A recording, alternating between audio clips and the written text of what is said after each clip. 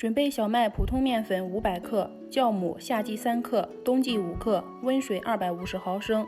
顺着一个方向多次少量加入到面粉里，先搅拌成絮状，再揉成光滑面团，盖上保鲜膜，醒发至少30分钟左右。红薯叶洗干净，切成末备用。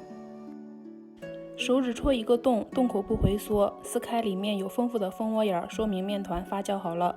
揉上几分钟之后，再把面团擀成大片状，放上切好的红薯叶，包起来，再用力使两者混合均匀，整理成长条，分成均匀的小剂子。如果家里面有小朋友的，可以提前先留出一点圆面团，用瓶盖子或模具压出圆形面片，蘸点水贴上猪鼻子，用筷子戳出猪的2个鼻孔，用香肠做耳朵，黑芝麻做眼睛。